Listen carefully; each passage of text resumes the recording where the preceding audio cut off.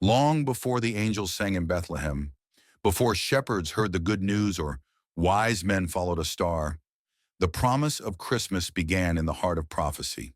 In a time of darkness and despair, the prophet Isaiah stood before the people of Judah and declared words that would echo through eternity. The people that walked in darkness have seen a great light. They that dwell in the land of the shadow of death, upon them hath the light shined. Isaiah 9:2. Israel was weary. The kingdom was fractured. Fear hung over Jerusalem as enemies closed in. Yet through the noise of war and sin, Isaiah spoke hope.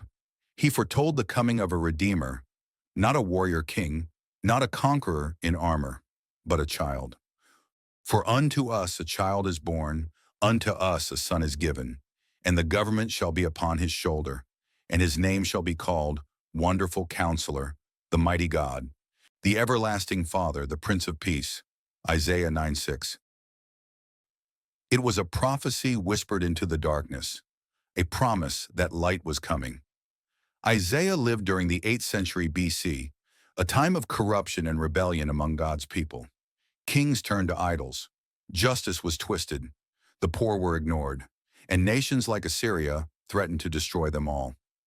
In this turmoil, Isaiah was called to speak for God, not to comfort the comfortable, but to awaken a sleeping nation. Through his words, God reminded his people of his covenant, his mercy, and his plan to redeem them. Isaiah saw visions that stretched far beyond his own time, visions of both judgment and salvation.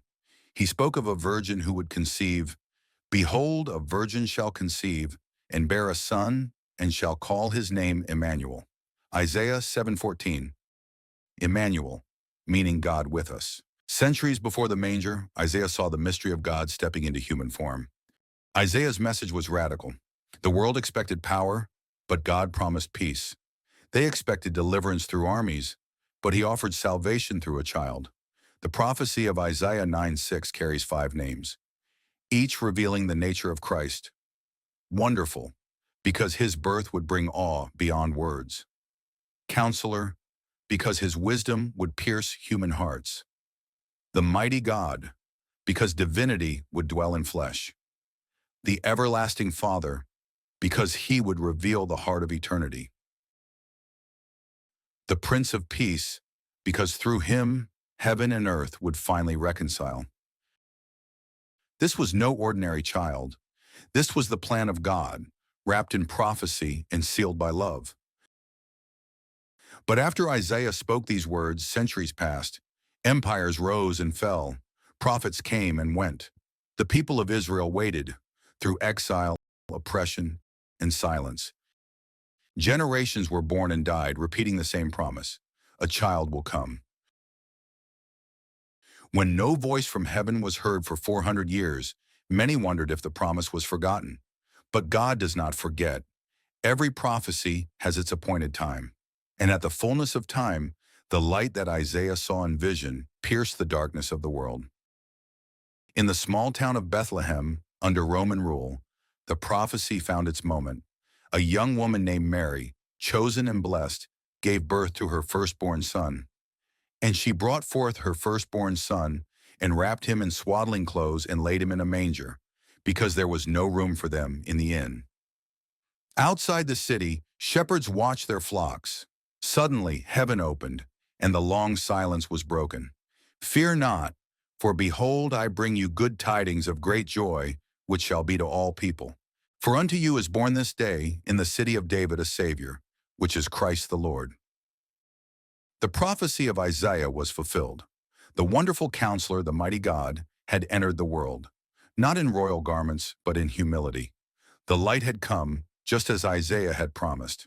Every title Isaiah gave found its meaning in Jesus' life. He healed the broken, showing himself as wonderful.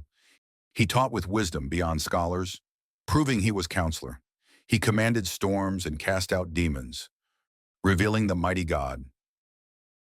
He embraced the lost and welcomed sinners, showing the everlasting Father's heart. And when he died upon the cross and rose again, he became forever the Prince of Peace. The same child whose cry echoed in a manger brought peace between God and man. And the prophecy of Isaiah still speaks today, not only as a Christmas story, but as a reminder of who Christ truly is. Isaiah's prophecy was not only about Bethlehem, it was about redemption. It declared that God's power would not come through politics or might, but through love, humility, and sacrifice. Every Christmas, when we speak those words, "Unto us a child is born," we echo Isaiah's vision of hope fulfilled.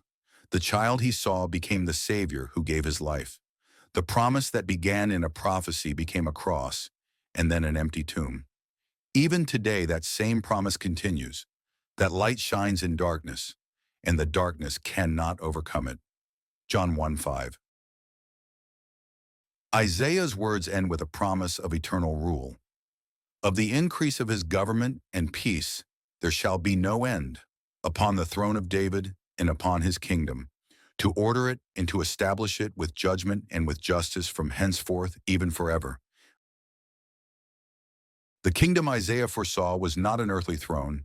It was the everlasting kingdom of Christ.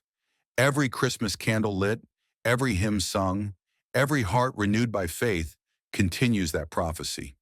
The zeal of the Lord of hosts, his burning love, has performed this, and the same child who came once in humility will return again in glory. Isaiah's prophecy reminds us that Christmas is not simply about a birth. It's about fulfillment, a God who keeps his promises, a Savior who entered our darkness to bring eternal light. So when we hear the words, "Unto us a child is born" this Christmas, remember the world waited centuries for that child, and he came, not as man expected, but exactly as heaven planned. The promise was kept, the light has come, and his name is still Wonderful Counselor, the Mighty God, the Everlasting Father, the Prince of Peace.